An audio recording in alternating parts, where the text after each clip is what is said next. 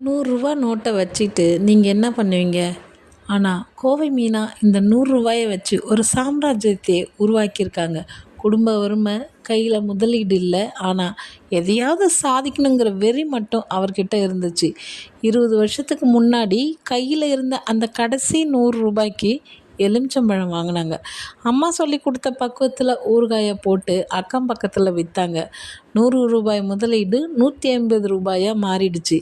அந்த ரூ. 50 லாபம் தான் இன்னைக்கு லட்சக்கணக்கான லாபத்துக்கு அஸ்திவாரம். வாட்ஸ்அப் மூலமாக ஆரம்பித்த இவங்க பிஸ்னஸ் இன்னைக்கு அமெரிக்கா, லண்டன், துபாய்னு கடல் கடந்து போயிட்டுருக்கு. ரசாயனம் இல்லாத இவங்க கைமணத்துக்கு இன்னைக்கு உலகத்தில் ஏகப்பட்ட ரசிகர்கள். இன்றைக்கும் 50க்கும் மேற்பட்ட ஊறுகாய் வகைகள். பல பெண்களுக்கு வேலைவாய்ப்பு.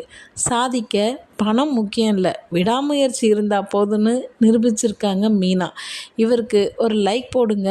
இது போன்ற உத்வேகம் தரும் நிஜ கதைகளுக்கு நம்ம சேனலை சப்ஸ்கிரைப் பண்ண மறந்துடாதீங்க. இதோட லாங் வீடியோ டிஸ்கிரிப்ஷனில் கொடுத்துருக்கேன், செக் பண்ணி பாருங்கள். நன்றி, வணக்கம்.